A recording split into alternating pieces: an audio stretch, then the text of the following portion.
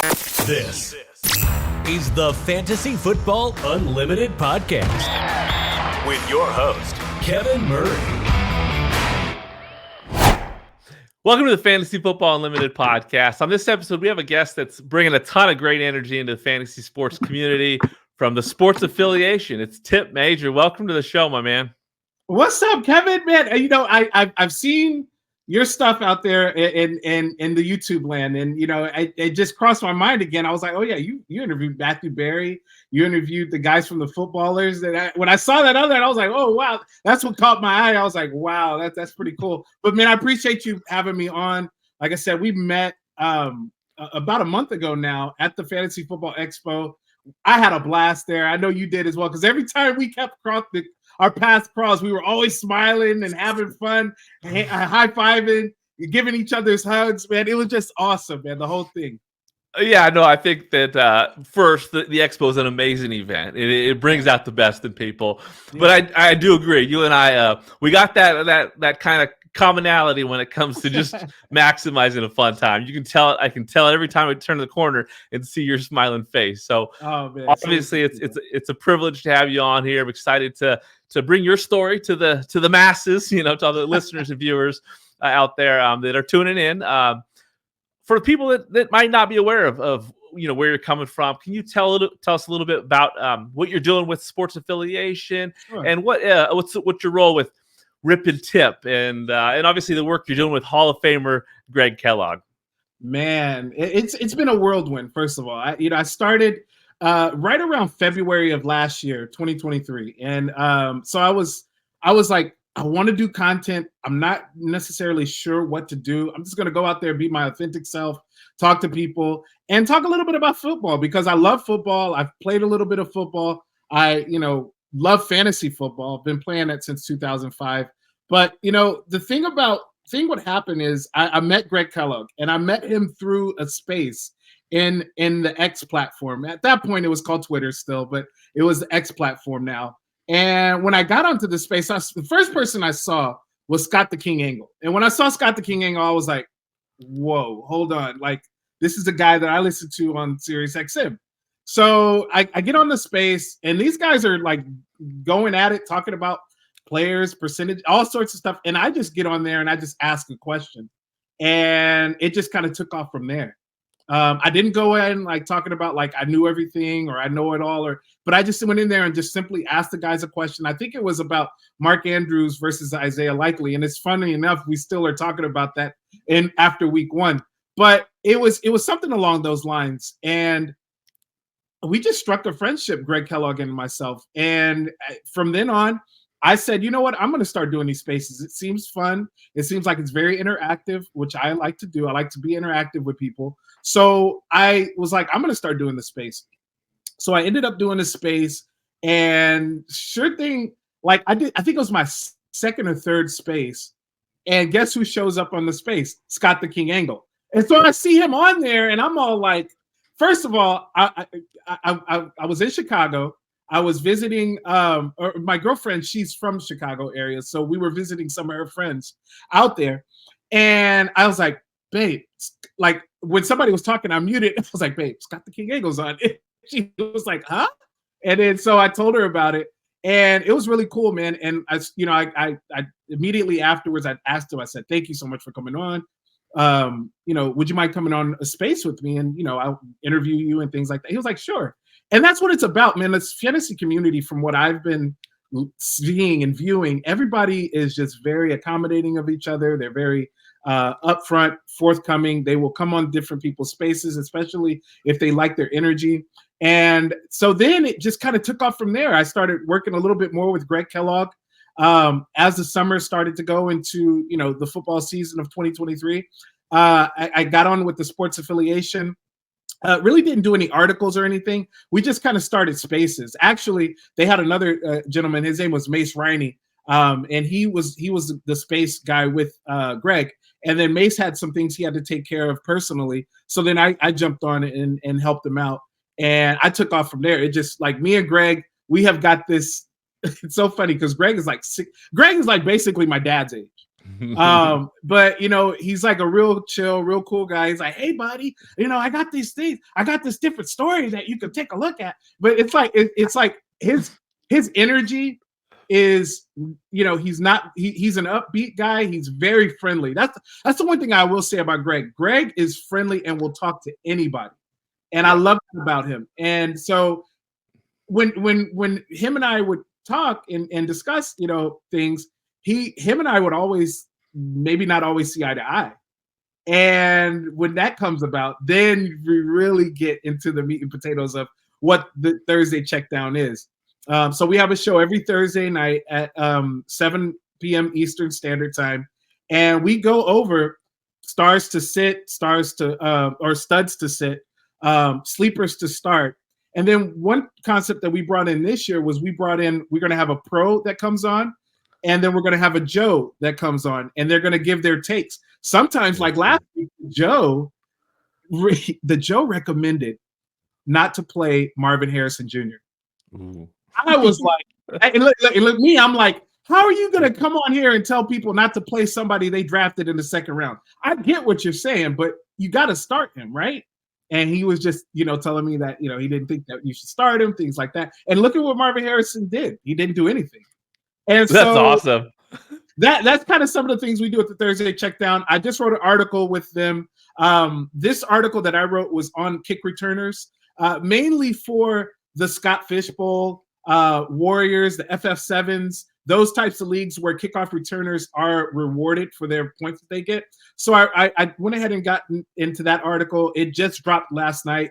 So guys, go check that out. It's a quick read. It's fun. I try to keep things fun, interesting, a little funny, and then but informative as well. And then the Rip and Tip space. So the Rip and Tip space, that's something that we formed last year, again on Spaces. That's with Michael Rippey, aka the Ripper. The reason I call him the Ripper is because, well, first of all, his name's Rip or Rippey, and then he was called the Ripper on Pat McAfee's show. So he was called the Ripper on the show, and I just said, "Oh, that's sticking right now, man. That's it. You are the Ripper from now on." And then we just said, "Well, let's just do the Rip and Tip space because that sounds really cool." And it has blown up, man. Like I would say, we used to do it Thursday afternoons. Schedules got really busy, really tight. Now we do it Thursday evenings after the game. And I'll tell you what, it is a fun experience. We are entertaining. We will talk smack. It's nighttime, so it gets a little ruckus. I try to keep it PG-13, but sometimes I got to get a little R-rated. But sometimes it's just a lot of fun. It brings out our energy, especially after the game is over with. Everybody's like wants to talk about it right then and there, and we bring a fantasy aspect of it. You see the dice behind me. We got the player that you want to roll your dice on each week. So last week we had the player that you want to roll your dice on week 1. This week we'll have a player that you want to roll your dice on week 2. And these are players that are like, and the ADP is in the after top 120. And those players, who do you think they're going to do good for you? What do you think they're going to do? You're going to essentially roll the dice on it. Take a shot. So you have the Rip and Tip space. And then I also have a space. I cannot forget Bob Harris, like 32-bit, the guys there, Stan, Marcus Grant. Stan came to me and said, "Hey, we want you to do a space with Bob Harris. Are you down?" And I was like, "Yeah, I'm down. Like, what are you talking about?" No, I'm going to say no to Bob Harris. I'm going to say no to you guys. Like, come on. I was like, absolutely. I would love to. This is another guy that I've read his articles. I've seen his stuff on the computer. I've seen his videos a million times, heard him 1,000 times on Sirius XM. It's like, how can I not want to, experience something? If I'm not good, he'll tell me. And from what Bob was saying, he was like, "Man, I really enjoy your energy. I really enjoy things that you have, the topics that you bring up. It's always a fun time." So I did a space with Bob Harris last year. Hopefully we could do it this year. I really think we're going to get a chance to. Bob is extremely busy and he's an amazing guy. I'm just really, really lucky to have Greg Kellogg, Bob Harris that I've worked with in this short amount of time. And I've been truly blessed. Wow. I mean, you got a passion for sports. Where did that all come from for you? Like going back to your childhood, was sports a big part of your life? Yeah. My dad was always big into sports. He was friends with Mel Blount, from the Pittsburgh Steelers. I never met him or anything, but they were friends, like childhood friends. They grew up in the same town, and so that's kind of where it came from. My dad really, as far back as I can remember, I remember my dad watching, football, baseball, basketball. Like he had all sorts of sports on. And I just took a knack to it when I was a kid. And I remember the first time I watched a football game, it was the Oakland Raiders were playing. And Bo Jackson was there. And Nice. Bo Jackson was running. And then I found out that Bo Jackson played baseball too. And then my dad was like, "Oh, you don't know who Bo Jackson is?" And I was like, I was a little kid. I was like, "I don't know who he is." And so he kind of, brought me up to speed on who he is and what sports he's played. So that's why I'm a Raiders fan, is because of Bo Jackson. I love the silver and black. I remember, I think it was my 9th or 10th birthday. My mom, she got me a Oakland Raiders bedspread. And so I still have that thing to this day. Nice. I mean, the bed that I have is a lot bigger, but I still have it. That sometimes if I want to curl up on the couch or something, I will. I mean, it's got some rips in it, it's got some stains on it, but hey, I'll still pull it out if I want to, represent the Raiders. I got some friends or somebody over, and so it started at an early age. I played sports as a kid. Always loved playing sports. I was mediocre, at best. I wasn't the greatest, but I was. I would always contribute. And I went all the way to college, walked on and played in an exhibition game at U of H. And that was fun. I never played on the field in a regular season game, but I was on the team for a little bit and played in an exhibition game. That's awesome.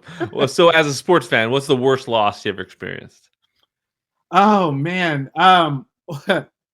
I think any loss is bad. But you know what? That Tuck Rule loss. That's still to this day. It still hurts, man, because we see what Tom Brady has become, or what he became. And I would have liked to have at least one of them. Tom Brady, go ahead and have your 6. Go ahead and have 6 of them. Okay. But give me one, bro. Like, NFL, give me one. So that one was tough because I remember I was watching the game, the snow on the ground, dark scene, you could barely see the crowd, and the Tuck Rule happened. And I was just like, wow. Yeah. I remember that vividly, man. That was tough. Yeah, I remember exactly where I was when that happened. But with Tom, let's give him 5. Let's take back that one he stole from the Seahawks when Marshawn didn't get the ball. I want that back because I'm a Seahawks fan. So yeah, that too, man. That was crazy. Yeah, that was nuts. But there are good moments in sports too. What's your favorite all-time moment? Oh wow. Yeah, I mean, my favorite all-time. There's a lot of them.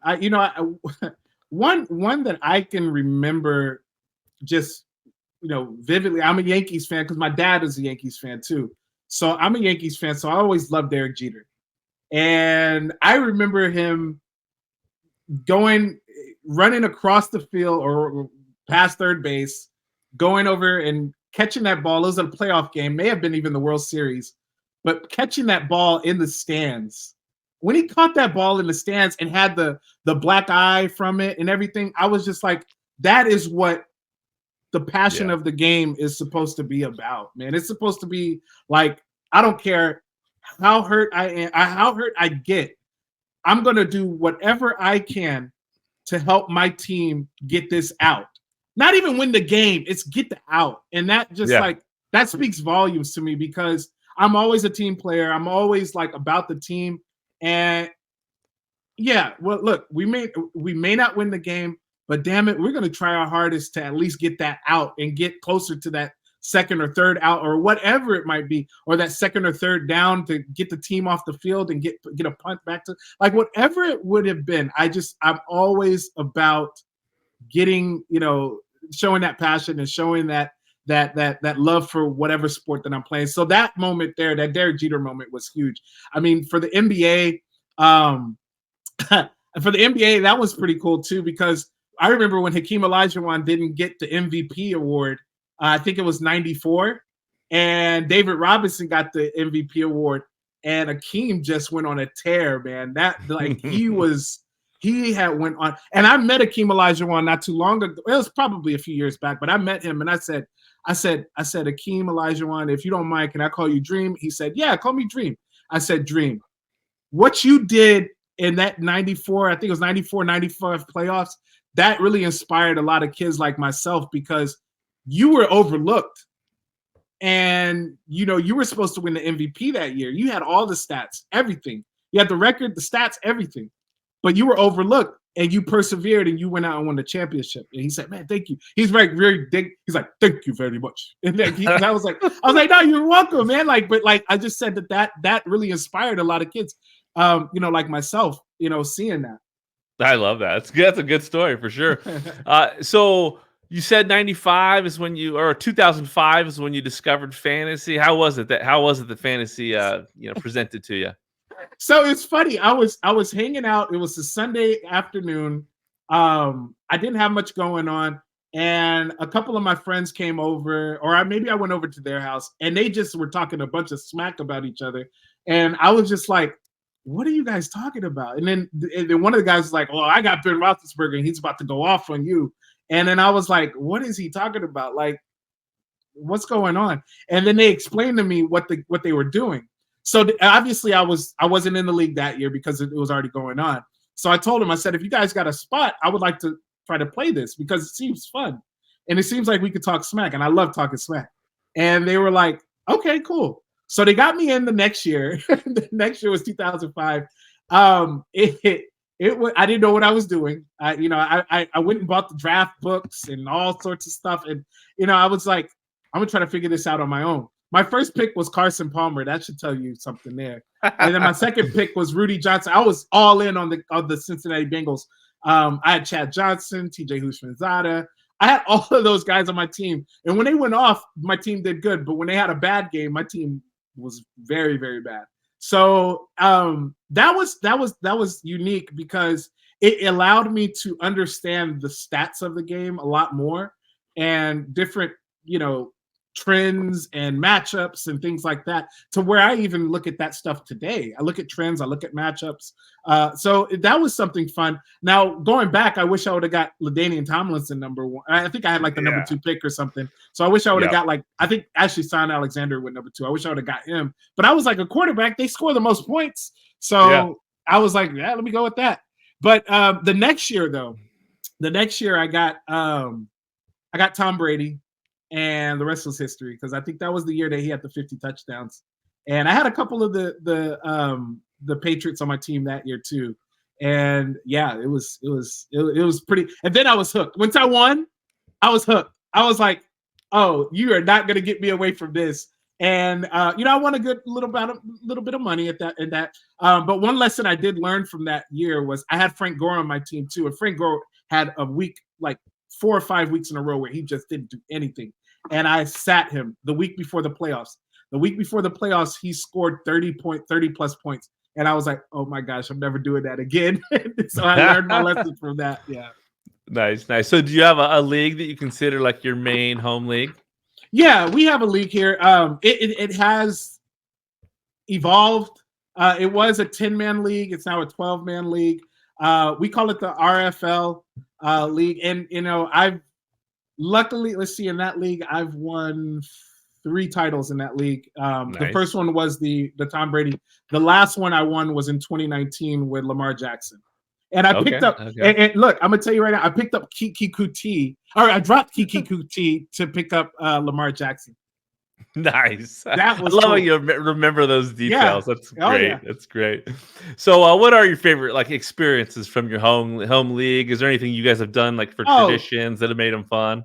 The smack talk is always on point. And now that I'm doing a little bit of fantasy stuff, working on content and, yeah.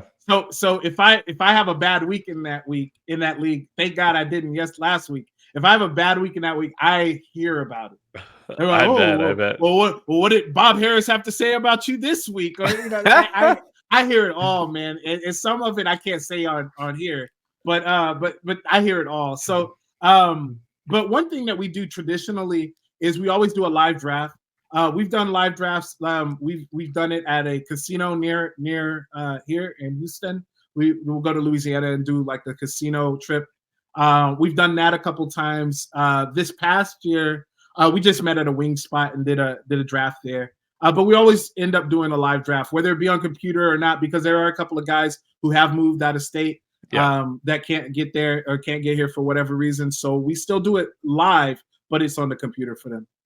Yeah, live drafts. I mean, whether you're on a computer or not, I mean, live draft, getting together through your league, it's the best way to kick off a league. Not everybody can do it, but if you can, that's a great way to get a league going when it comes to engagement and having the most fun. Who's your biggest rival in fantasy? When you think about playing in fantasy leagues, who's the one person that you gotta beat? It's starting to become Greg Kellogg. I'll tell you right now, Greg is funny because we've played in this league called Generations too, and Generations is where you get all of the past players and you can bring them into the forefront of this year or current players. And he's like, well, you never beat me in that league. And I was like, well, Greg, half the players that you pick, I was like 2 years old when you picked them. I don't know them that well. But I said, but I always kick your butt when we play regular football or regular fantasy football on Sleeper or Yahoo or whatever. And so it's becoming Greg Kellogg. But I got to say, I got a friend, his name is Ralph. And then I got another friend named Omar. Ralph, I'm going to tell you this. The year that I beat him in where I had Tom Brady, he had tombstones made for me with all of my team's names, and my team is always called Bum Rush Brothers. He had the Bum Rush Brother thing on there and everything. So when I beat him, I made him bring out those tombstones, and so it was the funniest thing. Like that's the type of stuff that we do. We come up with crazy things like that. We got a toilet bowl trophy. That's for the person who loses the league. It's like this trophy is, but it's a toilet, and we've done some things with the toilet that I can't speak about. But yeah, man, we've had some fun in that league, man. I love it. That's the stuff that makes fantasy most fun to me. It's just that because I love leagues in that everything you do in that league, it supersedes just the game, right? It's about those connections and having fun and making memories. So sounds like you're doing a great job with that. When it comes to settings, formats, are there certain preferences for you, certain styles of fantasy that you love the most? I'm starting to like it all. I started redraft. Obviously, that was like the way I was introduced, and then it started with keeper leagues, and then I was like, I like dynasty a little bit better because the keeper, after 3 years, you kind of have to start all over. I like the fact of building the team and being an actual owner / GM of a team. And I like auction drafts. We did a auction draft last year, not this year, but I did an auction draft. Auction drafts are really fun because there's different strategies that people will use. Like I've been in one auction league where one of the guys did some weird stuff. He went after a kicker first. Like his first pick was a kicker, and I think it was like Justin Tucker or maybe Harrison Buckner. But he went after a kicker first, and we were all like, and he was like $10, and he betted on that guy and got him, and he ended up having a pretty decent team. But it was just different strategies that you can do with that. That I've seen. IDP is something that I am learning. Like I've done that. I've done IDP now for, I think this is my 3rd year doing it. The drafts are always fun because it's like, well, who is this linebacker that you don't know of that's going to get a bunch of tackles from this team that, is going to not be good and it's going to be giving up a lot of, rushing yards, a lot of, opportunities for. So I look at players like that in the IDP. I don't always try to go after the big names. Like you also have like the big cornerback names like Sauce Gardner. Well, those guys don't get the ball thrown at them very often, so there's not much opportunity. So I always try to go after real big sleepers in that one. Let's see. I've done a couple guillotine leagues. Those are fun too. Those are different, and I like those. But I think my niche, my main thing is always redraft, always dynasty. Those are like the ones that I do the most of. I'm starting to do more best ball because they are easier to navigate through the season. But I like doing trades. I like, the fact that I might leave a player on the bench who has a great week. I like the fact that I can make that mistake and it teaches you a lesson. But the best balls are fun too. For sure, for sure. So now, when did you discover that there was this world out there when it comes to like the fantasy football community? When did when did your like research lead to discovering this crazy world that we have in fantasy? Well, I got to thank Matt Deutsch, first of all. I met him at the Okay. Expo as well. And for him to bring out the fantasy sports radio channel on XM, that was cool, because I don't think I discovered that channel until I was probably 4 or 5 years into fantasy football. But once I got into it, I was like a channel devoted to mainly fantasy football all day. Like, sign me up. Like, so I got to thank those guys. That's where I heard the names Bob Harris, Scott the King Engel. I've heard all of these great names that I've been privileged to meet. And it's just helped me along the way. Dr. Roto is another one that I remember hearing a lot. Adam Ronis, the fantasy exec, Corey Parsons, like all of these guys are what started to build a passion for me, because as I got more comfortable playing fantasy football and understanding it more, understanding the stats, knowing your rules in every league, that is like the biggest thing. Once I get that information and once I got comfortable, I called them up several times, talked to them, and it was easy for me to say, okay, you know what, Tipp? I think that, and I had some personal things happen in my life that was trying to pull me away from football, from fantasy football, but it was such a passion for me that I just always would go back to it. It would always be something that would, other than my family, it would always be something that would make me happy. And it was something that I can just, no matter how bad of a day I was having, no matter how hard life it got, I can always go to fantasy football, and I can actually, that's a release for me. Music and then fantasy football are two releases for me that Nice. I love, man. I'm telling you, it is so much fun. Well, I love that you bring up. I mean, it sounds like you found Sirius XM, early on. You named some greats that have been doing that stuff for quite some time. Two things when it comes to the Expo that you didn't get to see this year. One, like Corey Parson was the auctioneer, right, at the Kings Classic last year. Phenomenal. Yeah, I bet that was hilarious. He's so good. And then Scott Engel, if you haven't seen him do karaoke, that guy is on the highest level you can ever imagine. You think, like, how could this guy do something that great? It's even better. Funniest thing you ever see. The dance moves, the rap. He was rapping. The dance what was he? Oh no! I'll send you some video of Scott. Please Scott do. Engel. Please. He was doing like Run DMC. I think it was the greatest thing. One of the greatest things I've ever seen. So that's the reason why you got to go to the Expo, because crazy things happen. So hopefully next year they'll both return and do some great things. I heard about Scott the King. I heard about the Kings. Okay. I heard about his karaoke, and I messaged him on X, and I was like, "Hey, King, are you gonna come? Because we got to do this duet." Yeah. And he was like, "I don't know if I'm gonna come. I don't know if I'm gonna make it." I said, "Oh, please, if you do, please," because I mean, I got a list of songs. He was like, "I'll let you know if I come." And of course, he didn't come. But yeah, I've heard about. I didn't hear about the dancing, but I did hear about the voice. Yeah, it's special. It's really special. So when it comes to like the Sports Affiliation, what was it that made you gravitate towards working with those guys? Well, Greg Kellogg, again, like, so what Greg did was he had a space on X with Mace Rainey. Mace is a really awesome guy. He's really good in IDP. Him and Iggy are like some of the better ones that I know that do IDP. Of course, it's Gary Davenport, but these guys are really good at IDP. So Mace and Greg were going to start to do a space on X, and they did. And like I said, Mace got life got busy, and he had to take care of the family things. And that's one thing I love about Greg Kellogg as well. It's he always says family first, and that is so true. In anything that you do, no matter how big of a passion you have for something, you have to put your family first. And so when Greg came to me and was like, "Hey, we have an opening. do you want to, come on the show and on the space? Because we might turn this into a podcast starting at the beginning of 2024. And I said, absolutely, Greg. I mean, I would love to work with you, man. Like, we've talked, we've done some things together. You've come on my spaces, I've come on your spaces as well, and I would love to do some things with you. And the sky was the limit from there. JC, Iggy, those guys are really cool. Like, they are awesome guys.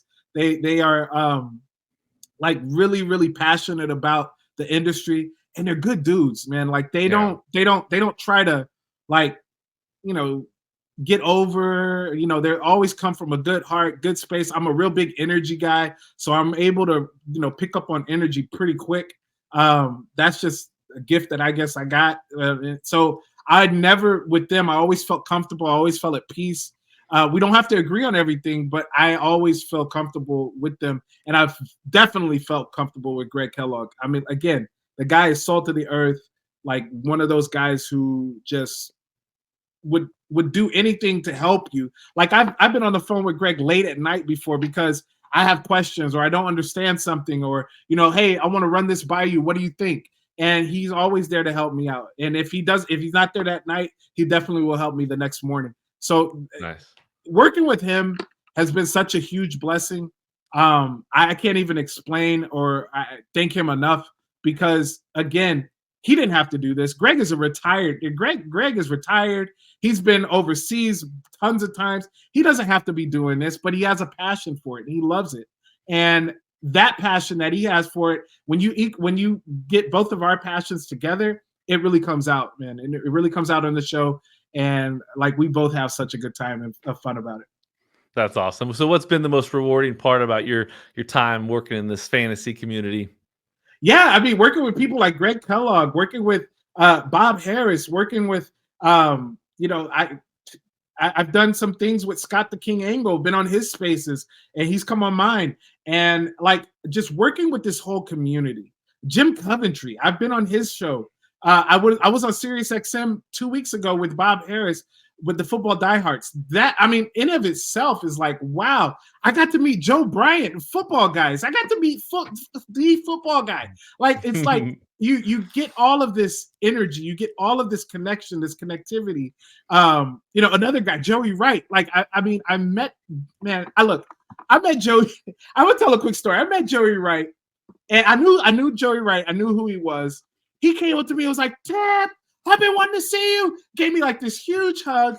And I mean, like, the infectious love for not only football, but for human beings is something that I think everybody that may be new to the fantasy community needs to experience, because it is nothing but love throughout this whole community. I was on the plane ride with Dave Kluge and Jagger May. I was trying to find my seat, or trying to find a seat. It was on Southwest. I was trying to find a seat, and I see hair, so I was like, "Oh, that's Jagger May." But I didn't say it because I had my headphones on. I was like, "That's Jagger May." And then I saw next to him, this good-looking guy. I was like, "Look, Dave Kluge's a good-looking dude." Like, I think I'm pretty okay looking, but Dave Kluge, like, damn, all right. This is a good-looking dude, like, I mean, for real, like, he is a good-looking guy. So anyway, so I see them on the airplane, and we're over there talking and everything, and then Dave's like, "Hey, Tipp, hey," and I was like, "Hey, Dave," and we did a podcast a few weeks before the expo, and so it was really cool just meeting all of those people. Hutchison Brown, it's another one that I've worked with with the High Point content creation team. I mean, the kid is what? He just turned 18. Yep. What the hell? Like that. It's amazing, man. I've met so many people in this community that I can't even. You have to give me like at least a 3-hour show to. And I know we don't have enough time to like go through everybody's name. Sure. Because it's just endless, the amount of love and respect and just camaraderie that everybody has in this community. Yeah, and obviously, the expo is where you've met a lot of these people. What was that experience like for you? Oh my God. I cried some more, because the funny thing about it, Dr. Kevin, I'm not a crier. I look, my girlfriend is like, "You never cry. You don't ever," like, my girlfriend's my daughter was like, "Dad, do you ever cry?" And I was like, no, not really. I mean, I've cried when there's something really, really sad going on, but these were not sad tears. These were like overjoying, just overwhelmed with just love and support that, I sat in the locker room experience at the Canton, Ohio, in the Hall of Fame. And the lady was, I guess, the operator of the show. She was saying, hey, it's going to get dark. It's going to get loud. I know we got some kids in here. I just want to warn you so that way they don't get scared.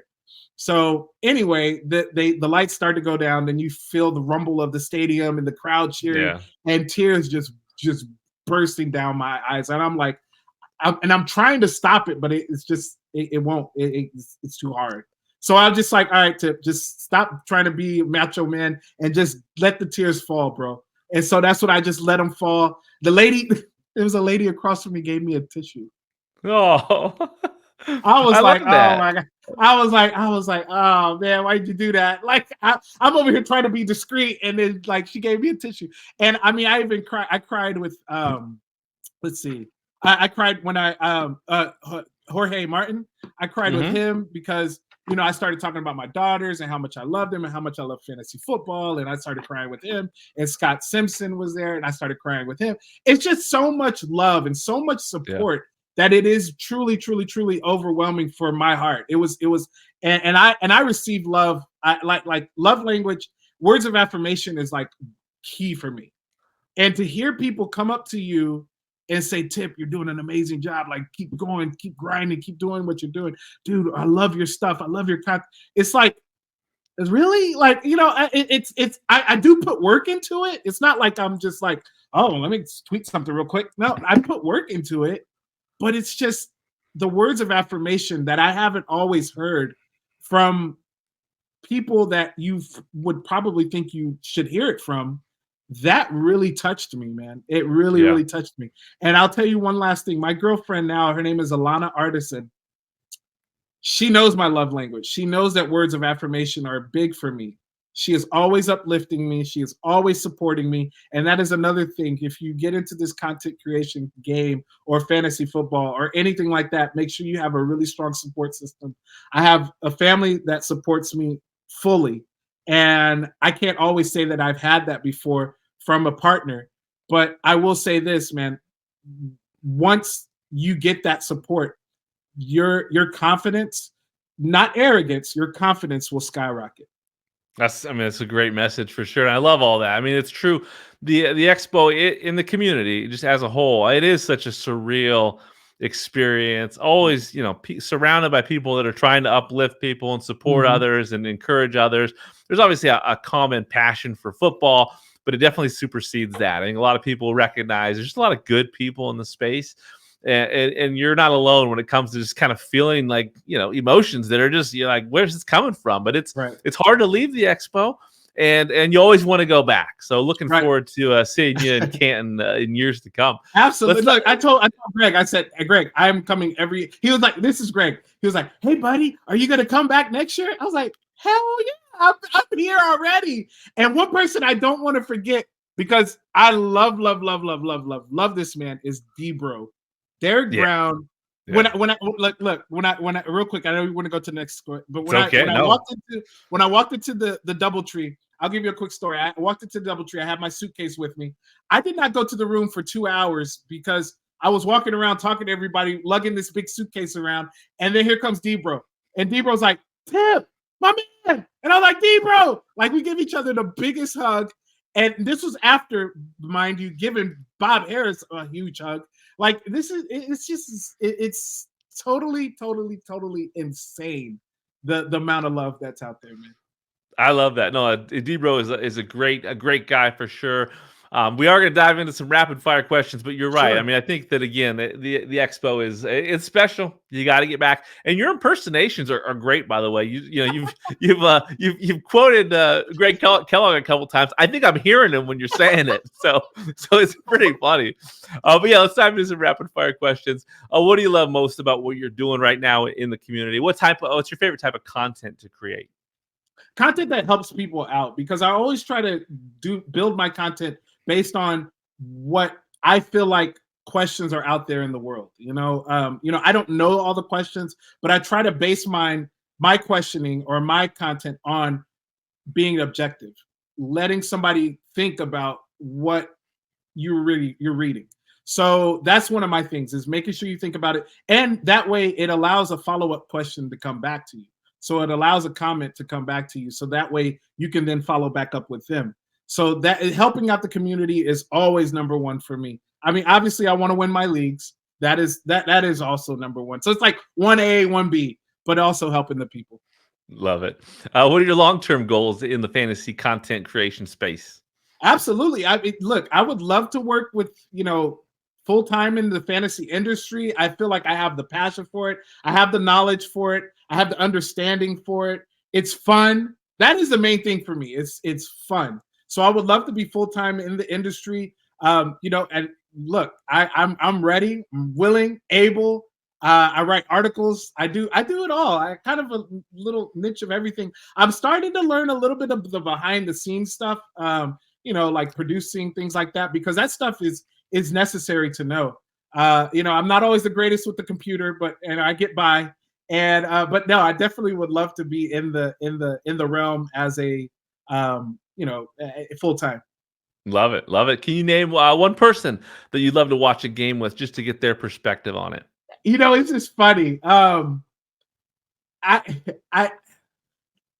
you said one person. You can name two. I've kind of watched the game with Greg, but Greg is too old school for me. I like a little bit of old school, but mixed in with new school. Sure. Greg is like, run the ball. I'm like, nah, Greg, you gotta toss in a little play action, RPO, make it a little razzle dazzle. I would really like to watch a game with Debro is one guy for sure. I just think that me and him could just really just shoot it together. Like, that would be fun. Another guy, let's see, let me go to the expo. Jagger's pretty cool. Jagger's pretty cool, man. Jagger always got those little one-liners, and I like it because I can hit him with a one-liner, he hit me with a one-liner, and it'll be pretty funny.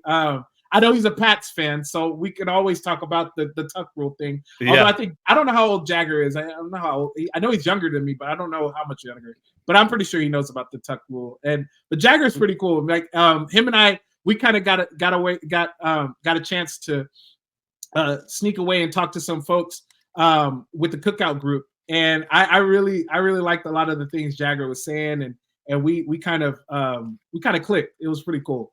Yeah, so I would say those two. He's super witty. Yeah, he's so witty. Very witty. Like I'm like Jagger. Okay, like sometimes I have to read some of the stuff I get it like right away, but some of the stuff I'm like, let me read it again. Oh, okay, I got you. Yeah, he's great. He's a good time. Jagger's a good time. So what are your favorite hobbies and activities outside of sports? Okay, let's see. I like working out. I like doing yoga. I like to walk a lot, listening to music. That's a big part of my life. Hanging out with the family, obviously. We do a lot of outdoor activities. Like we were gonna go to the lake this weekend, but my daughter has a pop-up softball tournament that came out of nowhere. Like, all right, we'll just do it next weekend. So anyway, so love going outdoors, doing things outdoors as a family. What's your all-time favorite TV show? Oh, man, I like King of Queens. That's a very well-written show. I like well-written shows. Martin, because it's just funny as hell. Simpsons. I grew up on The Simpsons. I used to really love The Simpsons, but then what are they on, like season 40? Like it's like too many seasons. And so, but I would say King of Queens, Martin, and I like Game of Thrones a lot. Okay, I'm not going to give you another comedy. Game of Thrones was good. Okay, have an all-time favorite movie. Oh, Coming to America was probably so good. I can quote every line in that movie. I think I could too. Trading Places is actually pretty good too. I like Trading Places. For sure. Saving Private Ryan's another one. Yeah. So I mean, there's several movies. Okay. How about a sports movie? Rocky. Anything Rocky Balboa, I'm in. Creed, I'm in. I love all the Rockies. Rocky 2 is my favorite. Me and Scott Engel had a talk about it. I just love the redemption story in Rocky 2 because, he got beaten Rocky 1. He came back Rocky 2. Adrian was pregnant. She had the situation with the birth. The baby was healthy though, but Rocky went out and won it for the family, man. And that was just the whole redemption in that was just awesome. Rocky 3 made me sad because Mickey died. Rocky 4 made me sad because Apollo died. It's like, oh my God, like you had 2 back-to-back where like 2 iconic figures passed away. And but I love anything Rocky. Rocky is always Every time I go to Philadelphia, I go to the Rocky statue. That is a must. It doesn't matter how busy I am. I gotta make it to the steps and I gotta make it to the statue. I love it. How about an all-time favorite musician or band or artist? Oh my God! Oh, how much time do we have? No. So I'm huge into Prince. When Prince was out, though, my mom did not like me listening to Prince for certain reasons, but I just always listened to him. I would always sneak it and listen to him anyway. I love Prince. I love MF Doom is like one of my favorite hip hop artists of all time. Very witty, very wordsmith, wordplay wise. He's really good. Tells a good story. And then recently, well, not recently. I would say in the last maybe 10 years, there's a group called Heyotis Coyote. And ironically enough, I put a post out about Kaytranada, who is a DJ, and Marcus Grant said that album is fire. And I said, yes. And I said, Marcus, have you ever heard of Heyotis Coyote? And he was like, yes, sir. And I was like, oh my gosh. I was like, all right. Nice. But Heyotis Coyote is amazing. First of all, Naya Palm's story, if you guys could research it, her name is Naya Palm. It's N-A-I and then Palm, like the palm of your hand. Research her story. It's very, very, very just what she has overcome is beautiful. I've tweeted her a couple times. She's tweeted back. And I got goosebumps when she tweeted me back or when she liked my post because I've seen her in concert. I got every one of their albums. But Heyotis Coyote, they are just a amazing band. They're a beautiful band. Love it, love it. Now, what's your favorite part of living in Houston? What's the worst part of living in Houston? The heat is the worst. That's it. Look, dude. Like the heat is unbearable at times. It's right now it's like in the mid 80s. The humidity is not as bad, but the humidity and the heat is the worst part. The best part of Houston is the culture. Like there's a melting pot ish type culture that Houston has. For instance, my neighbors are, I have a Latin family, I have a Filipino family, I have a family from Asia, like India type area. It's very like melting potish, and it's really cool. Like the cultures, the food here is really good. You can get some really good food, really good grub here. It's a big spread out city. It's hot. So it's hot. It's hot though, dude. Oh my gosh, Dr. Kevin, it is hot. How about best vacation you ever been on, and maybe a bucket list travel destination for you? Rio de Janeiro was the best vacation I've ever been on. I went 2 years ago. That place there is full of culture. It's funny. The lady we were at the Christ Redeemer statue, and this lady came up and started talking French to us, and I was like, well, like. The thing about Brazil is they have people that look like you, Dr. Kevin. They have people that look like me. They have people that look like people in between us. Like, it's just a beautiful melting pot of people, and all of them speak this beautiful Portuguese language. They are all loving. Like, I think Brazil gets a bad rap, man. It's just a beautiful city. It's fun. We had a blast there when I went.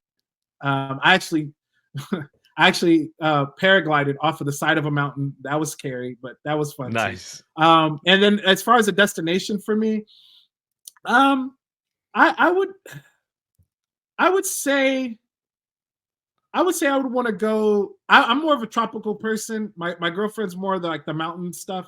I would say I would like Tahiti or like somewhere like that, or maybe like the Maldives. I know Okay. that's big money, big time, big money. But those are places I would like to relax and chill out. Yeah, that's why they're on the bucket list, right? That's the bucket list one, yeah, for sure. There you go. There you go. So, what are you most grateful for at this time? I'm grateful. Right now, I'm grateful for you for having me come on, and just thank you so much for doing this. I'm grateful for the fantasy football community. I'm grateful for all the people that have decided to follow me. I'm never the type of guy to like follow me. I'm like, if you like my stuff, then go ahead and give me a shot. If you don't, okay, that's cool. You don't have to like my stuff. So I'm always grateful for the people that have followed me and have given me a shot, given me an opportunity. I'm grateful for my family. My family is huge, man. Like, their support has been amazing, and I love it, man. So I'm grateful for that. I'm grateful for Greg Kellogg. I'm grateful for Bob Harris taking the time to kind of help me, kind of mold me, help to put me under their wing. Grateful for the TSA and all the other companies who have, given me a shot and let me do some of their content. That's awesome. What advice do you have for people that do want to maybe follow your footsteps and get more involved in the community and start doing some content? Yeah, keep pushing, keep tweeting, keep asking questions, keep putting yourself out there, keep talking about what's important to you. Do the research. Try to I guess the best way I could say is map it out to where it's your voice. Don't try to mimic or do anything that anyone else does. Make sure it's your voice, because if it's your voice, then it's going to be the full authentic you, and the full authenticity is going to come out whenever somebody reads it or sees it or hears it. That's one of the big things I can say. I love it, Tipp. That's great stuff. Is there anything else that we haven't covered that you want to share before we close things out? No, man. Again, thank you so much for having me on. I mean, this is awesome. I'm excited. I can't wait for the game tonight. And thanks again, Dr. Kevin. Absolutely. Tell listeners and viewers where to find you. Yeah, at Tipp Major is where you can find me. That's TIPP. That's 2 P's, MAJOR. And you can find me on X. I also have a Instagram handle as well. Discord, I'm starting to get into Discord a little bit more. I told myself I'm going to try to do 10 to 15 minutes every day on Discord. So you can find me there as well. That's just at Tipp Major. Starting a YouTube channel. You can find me on the TSA or the Sports Affiliation as well. I did an article with them, so you can just basically, if you want to find my article, you go to tinyurl. That's tinyurl.com/Tipp TIPP01, and you can check out my articles. Love it, man. Thanks for coming on. Appreciate you. I love everything you're doing. Keep up the great work. Can't wait to see what's next for you in 2024, my man. Thank you so much, Dr. Kevin. Appreciate it. Thank you for listening to the Fantasy Football Unlimited podcast. Until next time, be sure to follow and subscribe to all of FFU's social media accounts for daily content.